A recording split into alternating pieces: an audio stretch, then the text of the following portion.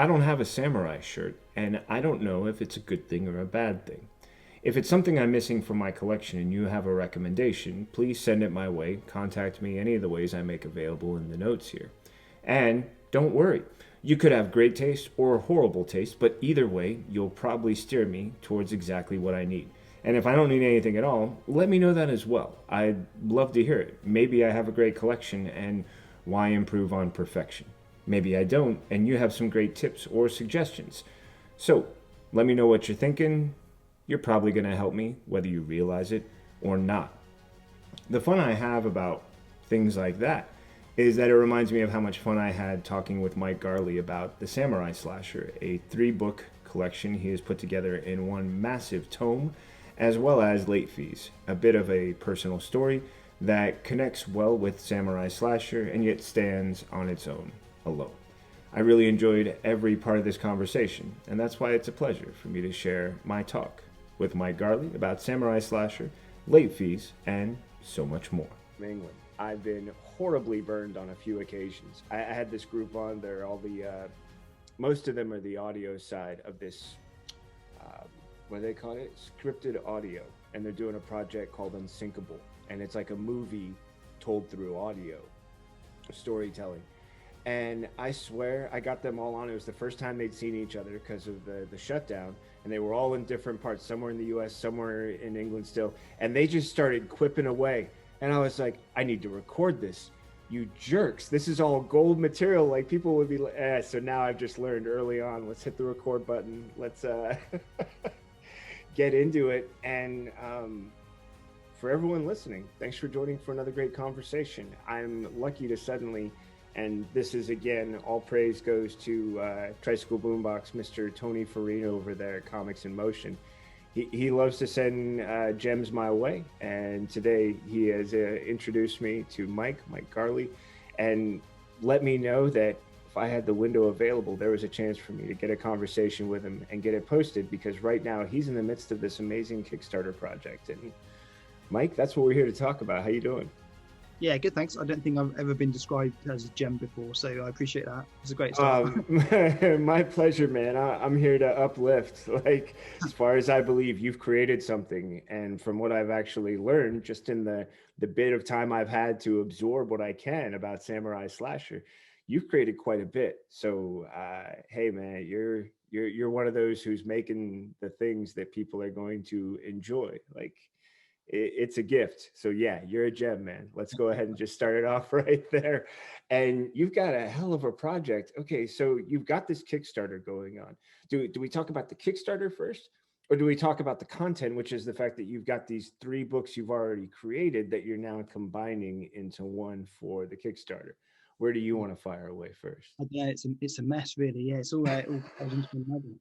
Well, maybe But we'll start at the beginning. Like, where did this all begin? Samurai Slasher. Who is this guy, and where did he come from? so Samurai Slasher is a comic I started writing. I think it's like 6 or 7 years ago now. It's based on like a fake 80s slasher film about a samurai that goes on a killing spree. It's supposed to be fairly dumb, tongue in cheek. Doesn't take itself too seriously, but it basically stems from my love of kind of 80s horror and like the escapism and the joy it kind of brings. So I just started telling these dumb stories, and I made this first anthology, expecting it not to be very popular, and it's just something that I would like and my friends would like, and it's different from this most of the normal stuff I did.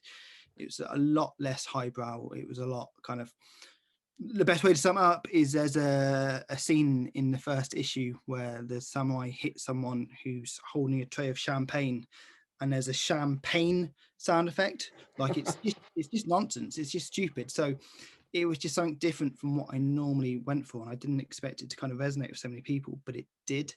And I think that's just because like people look back at that time period, you know, when you were a different age and things were just easier, and everyone looks back at it so fondly, and they were just happy to kind of play with this type of stuff. So yeah, so that was the first book. I love the fact that this was a departure from what you describe as your previous efforts, which were highbrow. So what were you like, reading Rilke, and then like trying to like, sitting down with like, I mean, I fell within the context of the conversation. I did a comic called The Kill Screen, which kind of explored technology and our relationship with it, and religion and sociology and stuff. And I did that, so this was a departure from that. But yeah, no, I'm not a highbrow creator by any stretch of the imagination. So this But by was comparison, you had definitely gone more lowbrow with the samurai slasher. Like you were clearly aware that you had taken a step or two in a different direction. yeah, let's start this interview again. Why don't just call it lowbrow nonsense? No, it's different. It's just different. Samurai Slash is supposed to just be fun escapism, and I think like tonally that's what I was going for, and I think that's why it resonated. It didn't try to be anything too serious. It didn't try to be anything, anything more than that. But after the first book, after it was really popular, so I decided to do more because I loved it so much. I then explored more important themes because I don't think I could write any. I don't think any writer can really write anything without it being about something, if you know what I mean. So like Sure. more topics and motifs and things come in. So kind of victim blaming, explore that, explore various other elements as well, dip our toes into it, but it remains nonsense at heart. But yeah, the second book was, I think I described it, I wrote this down earlier for a Kickstarter update, but we described the second book as bigger, badder, and 3D-er. Well Yeah, said. it was Well twice articulated. yeah, twice the size, and we put a 3D story in there just because it kind of like it was just 80s. stupid. It worked. Yeah, it's such a dumb gimmick at the time, and like now the 3D stuff can actually look quite good. Right. I mean, it's only the Right. one story just because it kind of felt fitting, but yeah. So the second book, yeah, that went well. Explored some different themes, and then we kind of I built it up to have the first book had like a fairly definitive ending, but when you're based on a slasher, an ending is completely meaningless. You can do whatever you want. So the when I knew I was doing more, I kind of worked it in to have like a proper series arc. The main character, the main survivor from the first book, it turned into kind of her arc really. So we were kind of exploring her, and that's where the victim blaming stuff comes into it. Mm. So the third book kind of introduced a big baddie who'd been mentioned before and kind of ties everything together fairly neatly, taking various detours along the way. So that was initially what it was. So it was originally just a big comic. It was me wanting to have my own horror sandbox and kind of and do what I want with it. So that's what Samurai Slasher was at first, but like I don't just write comics. I did my master's is script writing, and I've done various other things since. So I wanted to have this character that I can do different things with. So I think what did I do? So we did like the Choose Your Own Adventure books. Yeah. I did a Survive Your Own Adventure book, like with the Right. Samurai Slasher. So it's basically it just seemed to suit it. Do you know what I mean? It Um, really does, especially yeah, survive. yeah, but yeah, you basically just got to try and get to the end of the story. And yeah, writing that was hell. That was probably one of my biggest writing, like the branching narrative that you've got to do. It wasn't a big book by any stretch of the imagination. It was, I don't know, 150 pages around that mark, but like so much effort, so much admin to write a book and to make sure it kind of it all flowed together. So I did that. I was really proud of that, really happy with that book. So much work, but really loved it.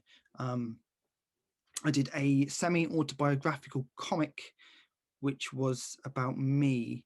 It's a weird one because it's a departure. It's not like part of the Samurai Slasher world, but it's about my relationship like with my father, which is kind of talks about my love of like the VHS experience, being a kid and going to Blockbuster, and that was a big part of my life. I'd go and do that with my dad, and it would talk about me and my dad's relationship, but it used the Samurai Slasher as kind of a manifestation of our relationship and what happened.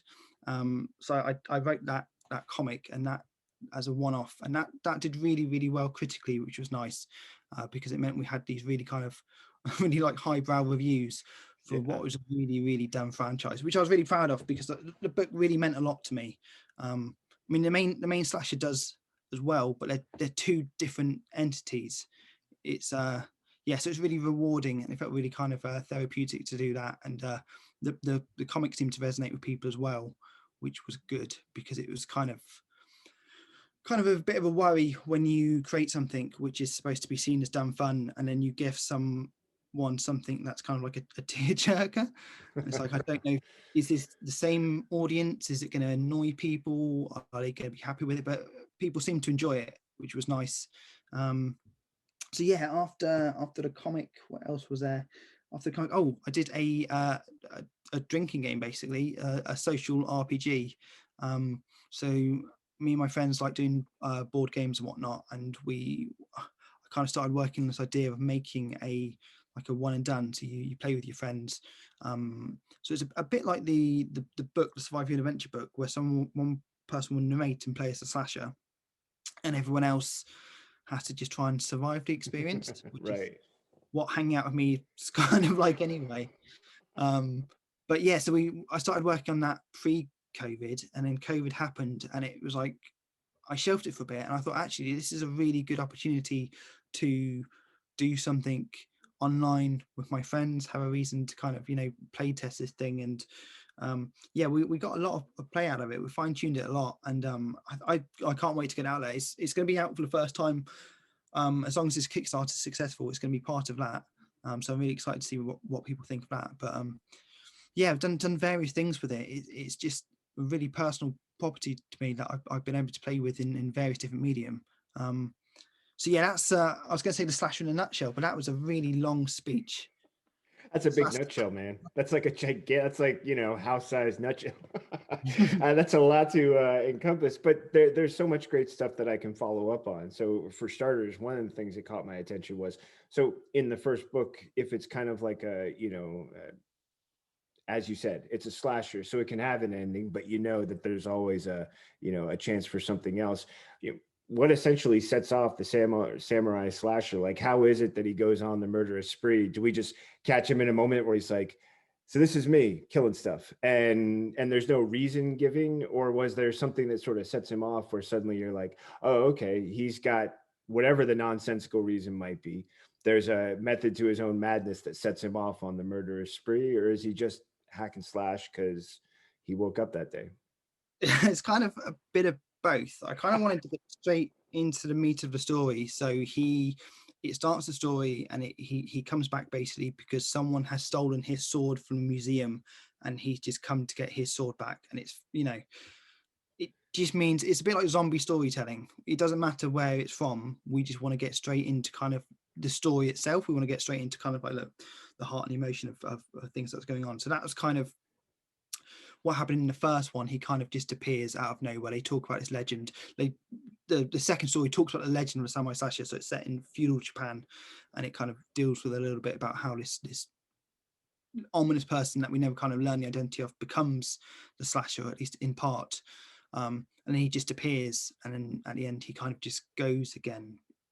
So when I did a second book, and I made it a bit more fleshed out, a little bit more, that's when I kind of added a bit more kind of story to it. So it's kind of, he'd been waiting for his mortal enemy to return to Earth. He tried to escape him, and then Okay. he found out he was coming back. So it does sound ridiculous when I say it out loud, doesn't it? But No, it sounds awesome. What I'm thinking of is when you're writing the second one, because now you've made a choice to write a second one. Are you thinking, hey, at the end of the first one, I thought it might have been one and done. With this second book, I already know there's always a possibility for a third. Were you already writing in that direction when you were working on the second book, or? yeah, no, I knew there'd be a third. Like Nice. the majority of the stuff I write is kind of creator owned, so I get to choose what I work on, and as long as it's not going to financially break me, as long as I can make enough money to continue, then I will. I've got the freedom to choose what I want to do. And the first book was popular enough that I knew I'd be able to, you know, continue it for a little while longer at least. So I plan to do the two books, knowing that even if I made a loss, it wouldn't be enough that my wife would leave me for. She hasn't so far. Right. So yeah, no, I So did write the second one knowing there was a third one coming. That was the plan at that point. The first one, it was like, I hope people like this. If not, I've enjoyed doing it. And the second, third one, I was like, look, I can do more now with that. Now I know that there's a market. I can tell the stories I want to tell and go and have more fun doing it, which is exactly what I did.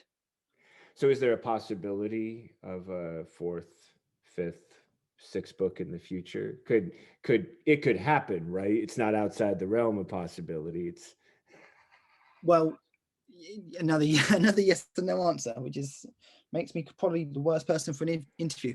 I like stories to have an end, so like that samurai slasher story has ended. However, I do intend to do a new samurai slasher series, so it'll be like a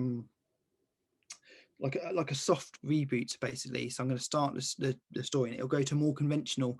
So these have all been like anthology graphic novels, which is why it's a big collection. So I'm going to start going individual issues and tell a different story and kind of explore different elements.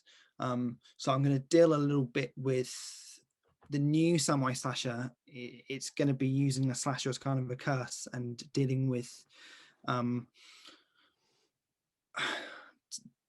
not so much conspiracy theories, but more the fear that our loved ones could have become intoxicated with specific conspiracy theories.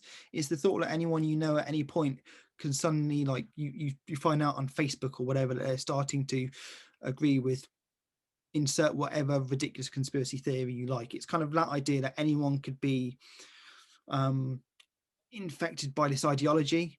So it's kind of using the slasher in that way. And I'm not going to look at any particular incident, but I just think that's fascinating. I think the way that technology and communication is moving and evolving, I think it kind of really kind of it gives us some really interesting things to play with.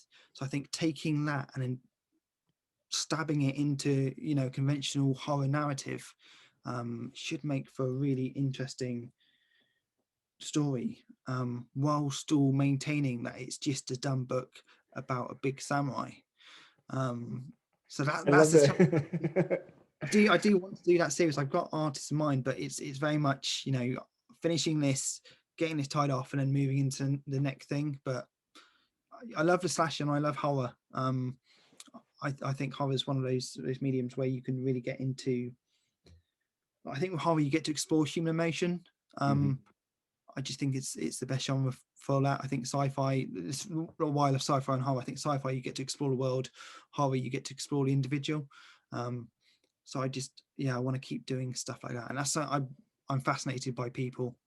Um, we're so weird, so weird. we So, we we really really are, but I love that I love that you're going, yeah, I'm probably a terrible interview for giving a yes and no, but dude, it's a perfect Schrodinger's cat, right? Like it could be one or it could be the other. And the fun thing is, for anyone listening, you're now giving them an opportunity to potentially be a part of making sure that those next stories can happen. The success of this Kickstarter can, be the sort of engine that provides all the momentum financially and otherwise to then go on to this next series. But, you want to point on guaranteeing the success of this one, getting as much success as you can out of it. And for anyone who wants to participate, man, I'm just going to say it. This is your chance to choose your own adventure as well. Like you have an opportunity right now to say, hey, this is a project I want to back because not only do I want to enjoy these collected for me with all the perks and bells and whistles that go with them, but if I'm part of that, then I can be a part of its success, guaranteeing this other set of stories that, come on, Mike, you just perfectly teased for anyone who's like, I'd read that. I'd totally read that. So hey, if that's you, this is your moment. I'm just gonna go ahead and put it out there. We're gonna schedule it so there'll still be time left to join this Kickstarter. And trust me, at the end, I'll make sure Mike has a chance to explain how you can do all that and play whatever part you wish to in this choose your own adventure narrative we're talking about. So as I keep thinking about it though, I'm liking the fact that you're talking about this being an opportunity to sort of just cut loose with the samurai slasher and, enjoying the success that came from it. And then using that to also then delve into a really personal narrative, which you were describing, with your dad in your next project. And one of the things that caught my attention with that is, it's bad enough to create something and be vulnerable while putting it out there for other people to judge, silly or not. Like you're simply exposing yourself the moment you create something and give it to the world and say, all right, It's there, say what you're going to say. But then when you delve into something that's even more personal, there's a lot of risk involved just because of how much more vulnerable you have to become in order to expose that part of yourself. You're dealing with father-son relationships. You're dealing with a lot of things that can, be part of an extensive history. And you're trying to capture that in a finite form, like a written project or drawn or written. And then you're also, trying to be aware of the fact that there's a lot of great values, are coming from this story. You turn that around and you give that to people. It's a different experience than saying, hey, here's a samurai slasher, and then here's something deeply personal about me and my father. In both instances, you're trusting that you've got something that you want to communicate to people, and you want to hear what they have to say about it. Yeah, late fees was definitely the hardest anything I've ever given to anyone else to read. Um, I think most creatives, when they put work out there, they are scared to hear what people think first. There's not a lot of people who are like, I can't wait to hear what you say. The first people who read it, it's normally fear, abject terror. But for late fees, I struggled for a while because it was such a personal thing. It was kind of like, yeah, it felt like if they didn't like it, like this is a big part of what defines me as a person. um so it was very difficult. I mean, I know most of us have some of ourselves in what we create anyway. It's just part of creating content, but late fees was a big old chunk. um so yeah, it was very difficult to get it out there. But people, I had a lot of great feedback from people that I trust, who were like, this is my favorite thing that you've done. So that helped.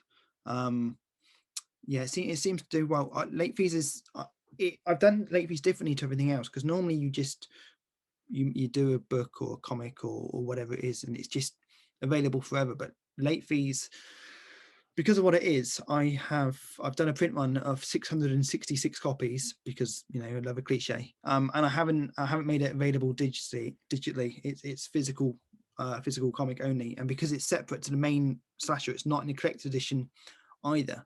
So it's a separate entity altogether, because I want it to be almost kind of reminiscent of the VHS store experience, where you have to physically own it, and it's that tangible item. So yeah, so I've definitely got a different relationship with that book. um it was a fun experiment to do, and I'm really glad I've done it. And it makes me happy knowing that there's just going to be those 666 copies out there. So even if everyone else who hates it, who reads it, apart from my friends, hate it, that's not going to be too many people. So that's quite reassuring. You're controlling, exactly how many can respond. And I'm curious now, because you've given me an opportunity to talk about how is it that you've been able to get these into the hands of people so that they can enjoy them. Has your process always been through a Kickstarter like platform, or when Slasher Samurai and then later late fees were introduced? How are you getting them to the public? How are they accessing them? And what has that been like? So yeah, I've used Kickstarter before, a fair bit, too much. Okay. It's it's a lot of hard work. Like, it's amazing because you have an audience that you can't reach elsewhere. So like, I love it, but it's real hard work. um but I do a lot of comic cons. So there's a fair few in the UK. I've done ECC, Seattle Comic Con, before. So there's nice ways, nice shows you can go to get them. Some stores and shops in England have them. I think the first couple of Samurai Slash books are actually on Comixology. Um, so they are available. But it's normally, yeah, normally at Comic Cons, really, I would say, is the place where I find the biggest audience for it, because like, it's so competitive. It's so hard to kind of find your market. But when you're at a place and there's 70,000 people, and you've got, the comics are fairly striking, the title, you kind of get an idea. um it's like you're trying to sell the concept quickly. And Samurai Sasha is very much like, there's a big bulking samurai on the front. It's called Samurai Slasher. If you are interested in 80s horror or anything like that, you're going to be like, hey, what's this about? And then it's, it's easy to know you're either into it or you're not. Um, Right. so it's got a fairly good kind of hit rate with people who stop and talking about it, because then they flick through it, and I've been really privileged to have some incredible artists work on it.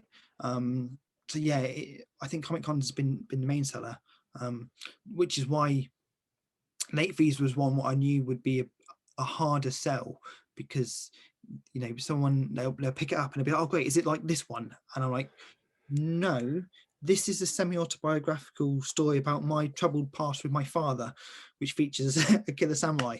And yeah, that's a bit of a like, it takes them a second to comprehend it.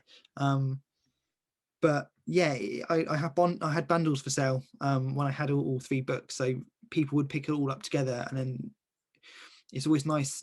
My favorite thing about doing Comic Cons is when you go meet people and you talk to them and you talk about, whatever you talk about, storytelling or horror or comics or books or whatever, and then they buy something called it's when they come back to you again and they let you know what they think, like, I really enjoyed this, or it'd be cool if this. And that's my favorite part. It's kind of interacting with people once they've interacted with what you've created. And you don't get that experience anywhere else. So yeah, it's Comic Con's the best for me. I really missed them. I didn't think I would, because there's so much hard work, but I really missed them, like the last year and a half or so. Well, I appreciate that there's a connection between, the work you would have to put in at a Comic-Con compared to the work that you're putting in on a Kickstarter. They're both labors of love. Like, at some point you're fully aware that you're either at, well, I can just give up, or I can just keep working at this thing that I love. And 9 times out of 10, it sounds like you ended up falling into the, I'm just going to finish this thing. And then eventually you just know it's hard work. And you just sort of like, I know this is going to be hard work. Some of it's going to suck. Some of it's going to be tedious. But, when you're building something great, it's not all like splash, wonderful, look, some glitter and done. Like, you actually have to put a foundation in place. You have to think about what people need and how they're going to get it and access it. So I appreciate that, you're well aware of the hard work, and that's almost, part of what you're missing through the Comic Cons, but you're also able to invest a lot of work into Kickstarter.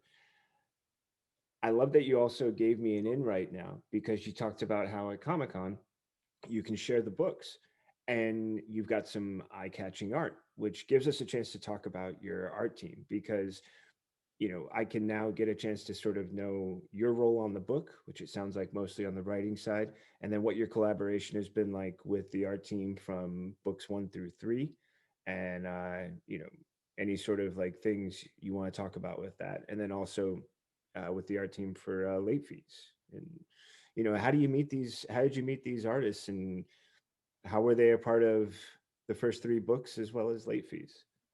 So I've been doing comics for quite a while now, about 10, 12 years. So I knew of enough people before I started, and several people that I was looking for opportunities to work with. So Samurai Slasher, I approached people straight away, having in mind who I wanted to work with for it. So yeah, it's a really extensive list of creators. There's a lot of kind of Image and Marvel and DC creators, people who work on Star Wars and whatnot within the books. It's a really nice high quality team. A lot of them at the time weren't doing those books. This was kind of, depending where they were on the trilogy before they were doing it. And there's a lot of independent guys as well. So there's a really kind of real broad spectrum of styles within the story, and I tried to write with artists in mind. So some of them would be because it's people I wanted to work with, or they just had a particular style I wanted.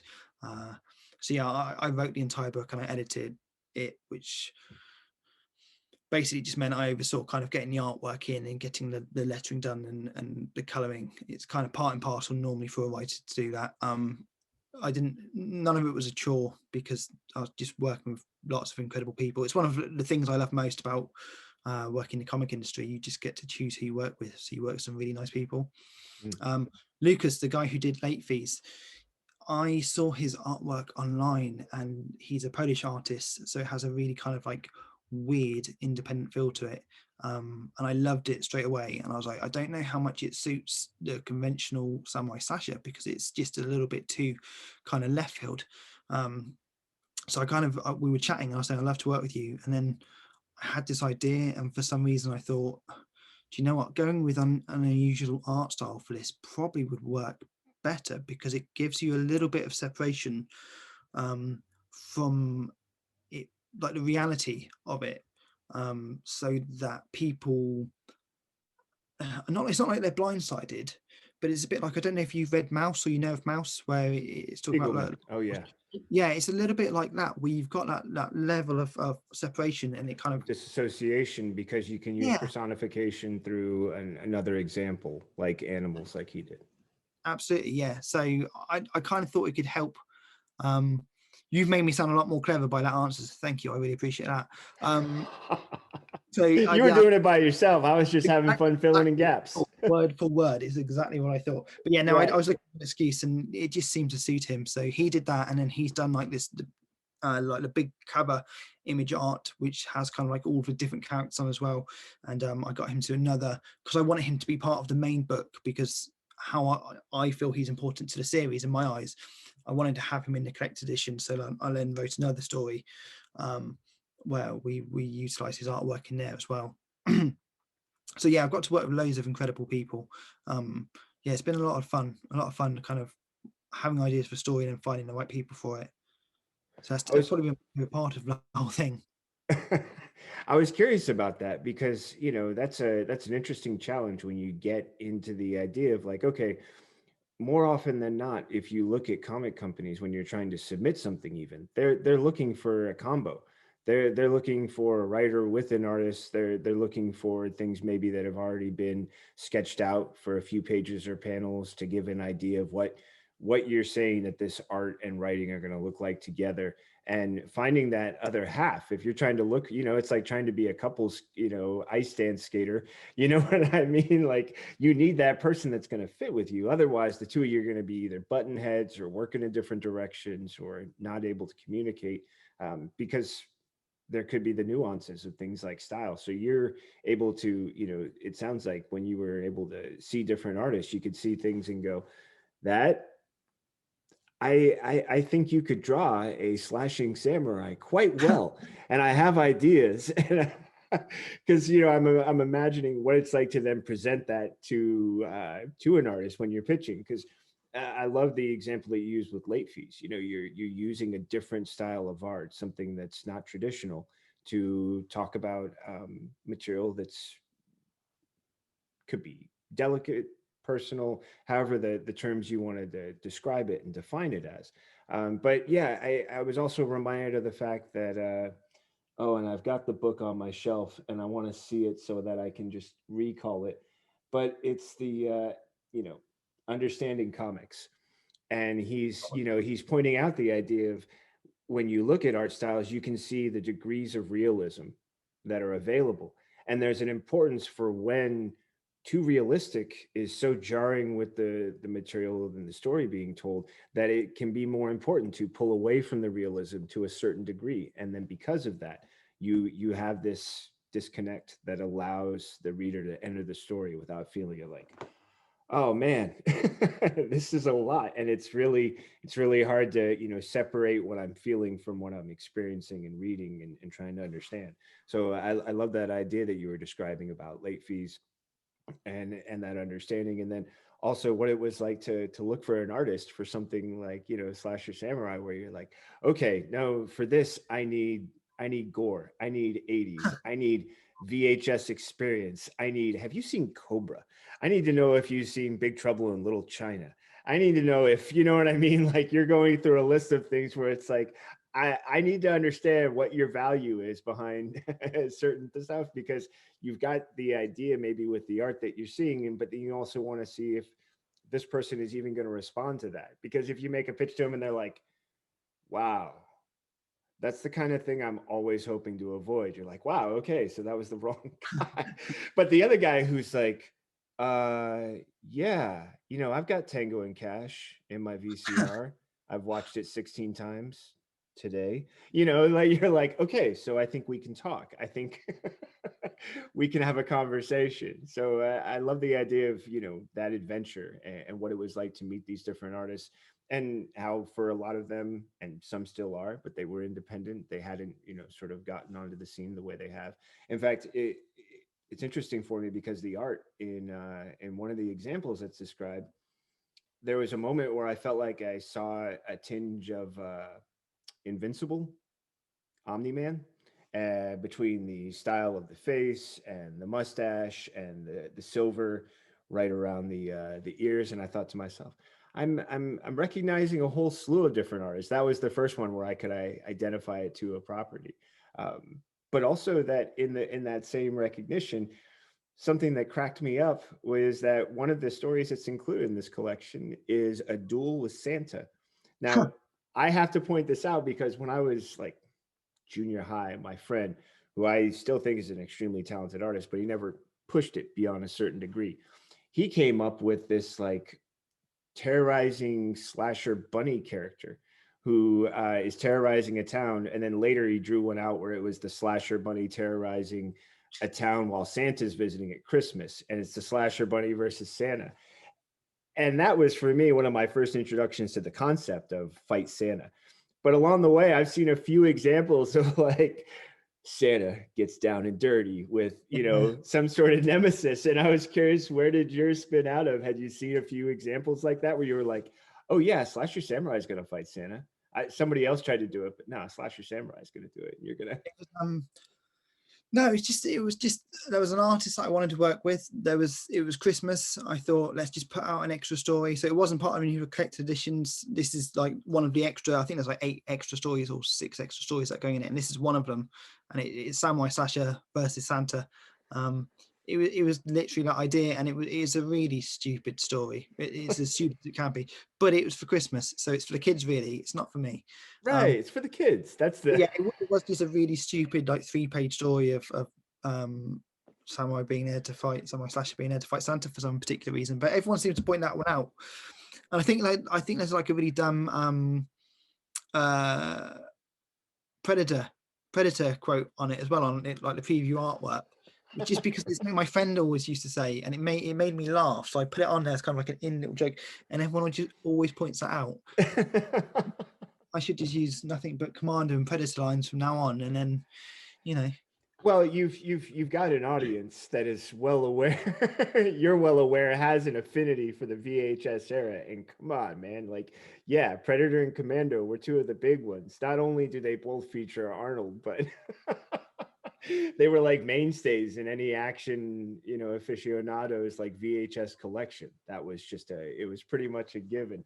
But it's also a really nice in to talk about the fact that in addition to the 3 books, the 3 main samurai slasher books, you have an opportunity to get stories that were never collected before that are actually a part of this Kickstarter package. One of them being Samurai Slasher versus Santa. Are there any others that you would love to just sort of give a tip of the hat or a nod to and say, hey, there's this is what they are, or these are things I'd love to share, just because hearing them sometimes is different than reading them, and they'll get to read them again when they go to the Kickstarter page. Yeah, there's a few different ones in there. So I've done like a couple of times where I was asked to submit work for charities. So like I put Samurai Slasher in there, made little standalone stories. So there's one. I saw some like meme images of there's a show called Antiques Roadshow, and it was kind of like fake mock-up thing. It was like a mirror that as soon as you look at it is worthless £1 million, just really stupid things. So I had this idea of this really weird antique house where someone was selling off the samurai shurikens, where he goes in there. So they're selling what was it, baby shoes never worn, the Ernest Hemingway 6-word story thing. So I had this idea, so he goes in there and there's techno Nazis trying to bid on his shurikens, but he has to come back because he won't allow techno Nazis to have his equipment because it's his anyway. It really is a stupid book, and that was for charity. So there's that one. There's another charity one which was based on which was raised for like COVID relief basically. So it was on the theme of isolation. So it's a samurai slasher, this cabin by the lake, and he's waiting for people to appear, young teens to appear by the lake, and they don't. So it's just a sad samurai basically. Yeah, That's again. awesome. We did another one. This was a web comic which was like based on like golden era, like war comics and whatnot, and the samurai slasher kind of, as a Halloween special of that comic, the samurai slasher appeared like as a Scooby-Doo type villain, so Nice. that's in there as well. Right. And then we made 2 new comics for it. We made the one with Lucas, which deals with, there's clinical drug trials where he goes in and attacks, which is why we've got Lucas's crazy style, because it works with mushrooms growing out of people and whatnot. And then we have another one, which is a fairly substantial one by a guy called Alex Dioto. And that kind of starts to recontextualize the samurai slasher towards what the next series would be. So it kind of deals with the idea of, because samurai slasher kind of plays with so many cliches and so many things that people kind of expect and love, that this is all just an idea to raise marketing for the idea of the samurai slasher as a you know as a curse basically. So the more people that are aware of it, the easier it is to infect them with it in the future. So it kind of ends the book but sets up the concept for the next material. So yeah, there's a fair few things to lob into it. But yeah, as you can hear, it's just stupid. It's embarrassing that I'm asking people for money for this, because it's so stupid. But it's so much fun. I can distinctly remember seventh or eighth grade. I stumbled because I was just a library rat. Like I know kids are like, oh yeah, I was a this rat. I was a library rat. Like it was my place where I could go. I think they would let me get up to like 10 or 12 books at a time. And I just loved the, Jesus out of it. And one of the books that I would, because there was a few that I would go and check them out a couple of times because it was just that good. There was a book called The Samurai Cat. And oh yes, and the Samurai Cat had one sort of big story, but then it also had a couple of collected stories. And in one of them, it's like basically Indiana Jones and the Temple of Doom.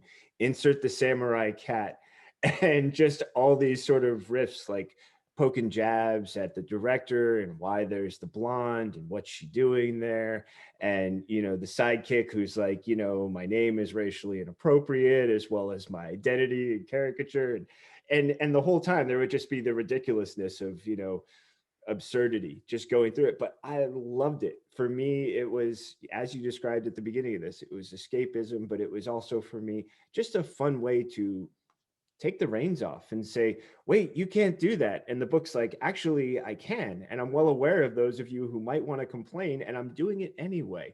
And there's a freedom in that, because I remember at times I would teach and bring in some writing to, let's say, like high school seniors. And I would have some fun. I remember I brought in some Roger Ebert reviews. And if you want to hear some or read somebody just trash a bad movie, he took apart Transformers, and I remember described it as a vomit of spewed metal, twisted in a contortion of all this different stuff. And they were like, I've never read anyone who writes like this. And I'm like, sometimes writers can have a lot of fun with their medium, and that's a gift you should consider.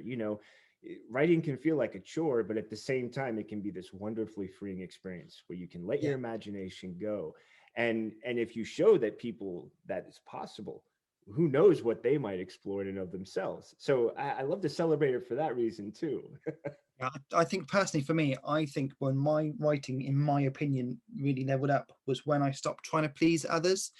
And I was just like, look, I want to write these things. And like a lot of the stuff I do, will touch on topics, but it doesn't have to. I can do whatever I want. If I'm doing the thing and it's kind of, pure, and I'm doing it because I want to do it, people should like it because it should be kind of, enjoyable. It's when you, like I teach script writing and whatnot, and it's kind of when you talk about structure and all of those elements, and you read or watch something and you can just tell it's literally going beat by beat how it should be.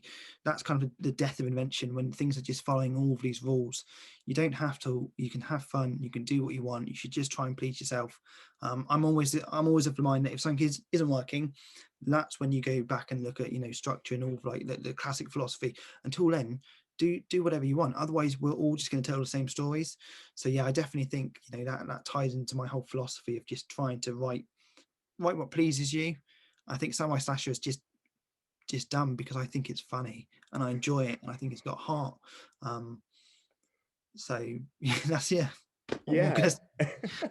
Plus, I mean, well, for starters, 30, 60, 90, 120. You just made me laugh with that whole like structure thing on the whole script thing. Cause I always remember hearing people saying, like, well, by 30 pages, you got to have this. And by 60, this has to happen. By 90, if you're not there, well, what's happening by 120? Like, how have you? And when you were talking about structure, I just remembered somebody saying that, like, hey, you got to be aware there's people that are going to only communicate with you with this sort of like framework of understanding. Um, eh, what I also love is the idea that if you can, stop trying to please others, if you can have fun with what you're doing, and recognize that there is also a power in telling the nonsense, because through that you have the freedom, as you said, to touch on whatever topic you want.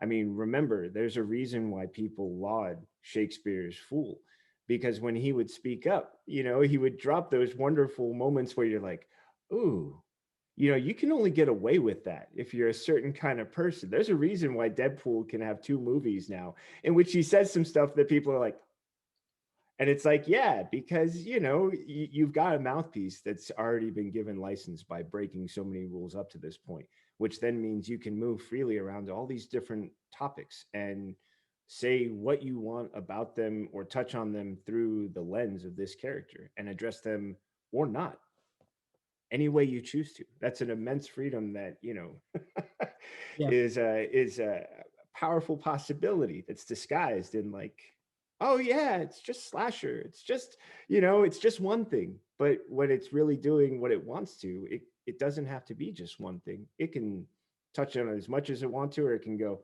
eh. yeah. No, I don't have to. I was worried about kind of adding these extra elements in for that reason. You know, people are along for a certain ride and experience, and you suddenly there's an arc on victim blaming and stuff. I was like, I wonder if people are gonna, you know, if the audience are gonna turn on me, but no one did. You're still here. But yeah, yeah. So I think you're right. I think it does kind of, as long as you set it up and it's honest to itself and it's not kind of forced into it, if it benefits the narrative and it doesn't, you know, come completely out of left field, and people are there for it. People are there to kind of explore these topics, regardless if they agree with them or like them or not. I think as long as it's honest and, you know, true, um, I think it could do some good and people are happy to listen to it.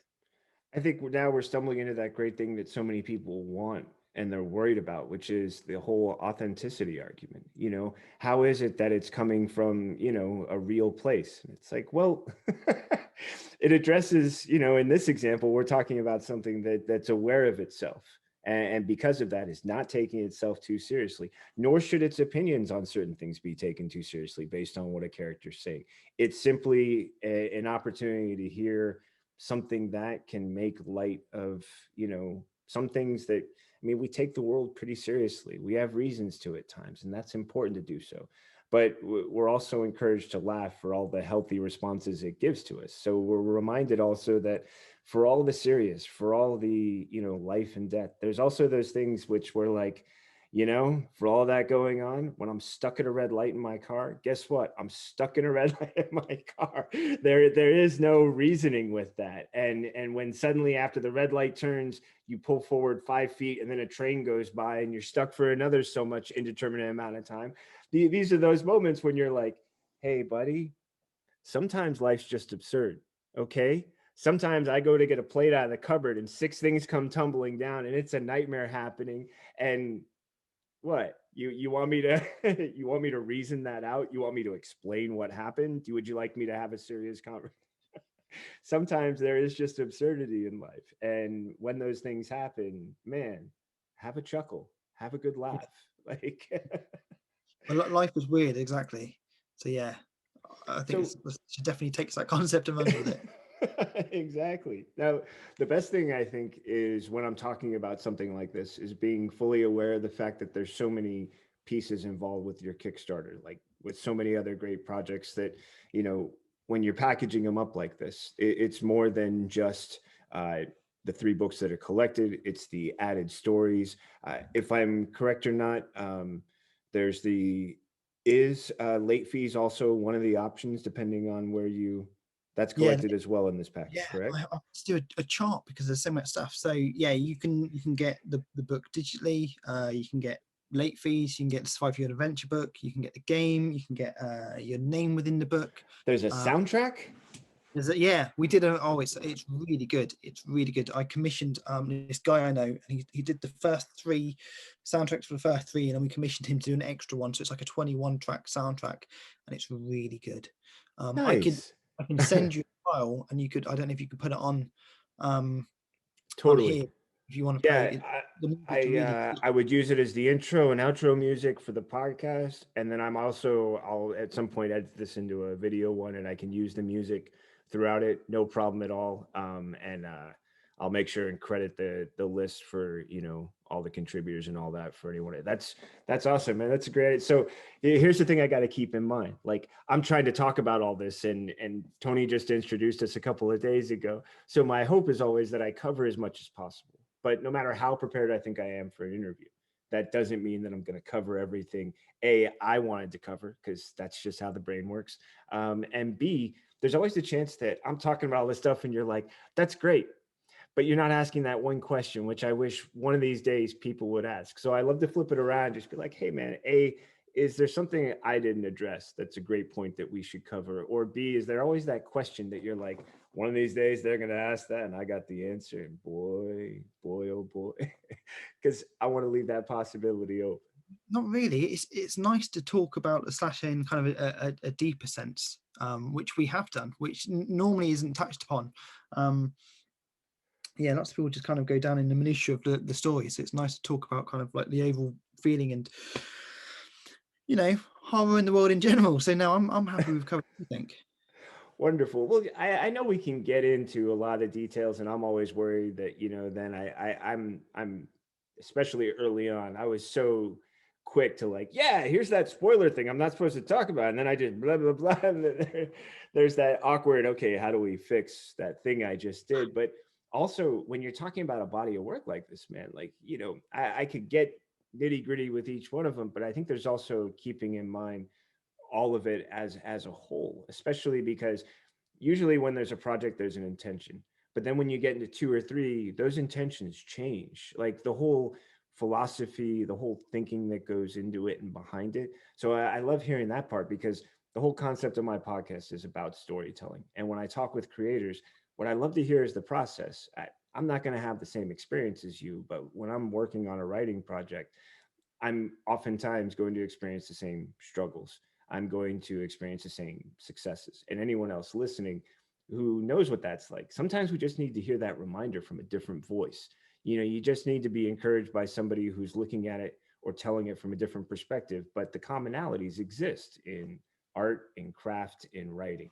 And hearing that from your perspective, not only about the three books that are on the more comedic side, is how I'm choosing to frame them, compared with the, you know, the personal story, one about conflict and relationships, and a great theme going with it that we were talking about with late fees.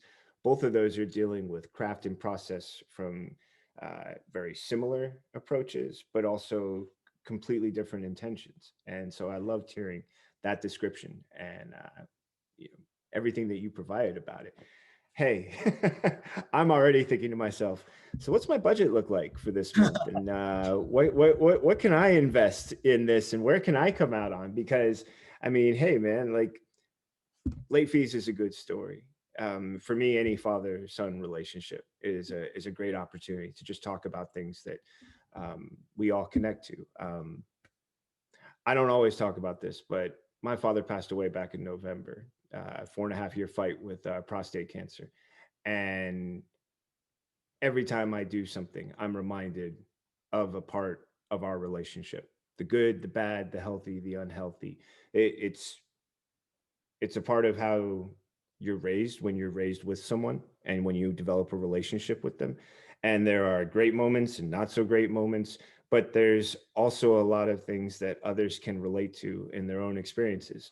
For you, capturing that in something like late fees is a great opportunity for anyone to be a part of. So I'm looking at all these different things and going, I can see myself investing in in this project for all the great stuff that you have to offer. And I loved hearing about the fun, the serious, and also about who you collaborated with for all of it. So, man, thank you for bringing all of that today. A pleasure. Thank you so much. Yeah, I really enjoyed chatting. Yeah. Hey, really quick, for anyone who's watching, and I'll include in the liner notes, but Kickstarter, Samurai Slasher, and they'll be all set. Like, is that really all they have to do is just go to Kickstarter and then Samurai Slasher? Is there any other sort of search term that helps them find this project more quickly? The project is called the Samurai Slasher Collected Edition. Perfect. And that should be okay. There you go. If anyone finds me on Twitter, probably best not to follow me when a campaign is on, because I'm awful and only talking about campaign. But you will be able to find it on my feed easily. And what's your Twitter handle? I'm Mike Garley, so MikeGarley. Perfect. I knew that we were communicating on this, so I knew it. But for anybody, for anybody who doesn't have ESP and was not able to read either of our minds at this moment, we wanted to give you the opportunity to hear it out loud. Mike, I'm really glad that we were able to make this happen. I loved talking about Samurai Slasher, if only because of Samurai Cat, if only because it brought up a memory of a great book for me as a kid. The crossover we didn't know we needed. Right. And also the fact that I hadn't heard about this project yet. And now that I've heard about late fees, I'm interested even more so in both of them. And just from what I've experienced, I have a feeling anybody watching or listening, they're going to be as excited and interested in I am as well. Oh, thank you. My pleasure, man. I'm going to go ahead and stop the recording. Folks, check the liner notes. Everything you're looking for, I'll make sure to include there. And it's been a great conversation with Mike Garley. And that brings us to the end of a great conversation with Mike Garley. I love talking about Samurai Slasher. I love the details about late fees. And I also loved talking about the craft and process and so many other great elements that Mike was so generous in sharing with us. As I mentioned, I don't have a samurai shirt, but I was having a lot of fun picking out this great Bruce Lee one. It's one of those shirts that has a fun message and it's fun to wear, as well as fun to watch other people read the message. Again, if you have a recommendation for a shirt I need, don't hesitate to let me know. I'd love to hear your thoughts and comments. They might be good, they might be bad, but I'm just going to enjoy the fact that you shared them with me. Got comments or questions for Mike? Please check the notes where you can find all the ways to reach out to him. See if you want to make Samurai Slasher a part of your collection. And if you liked what you heard, tell a friend. I look forward to the chance to share more great stories with you.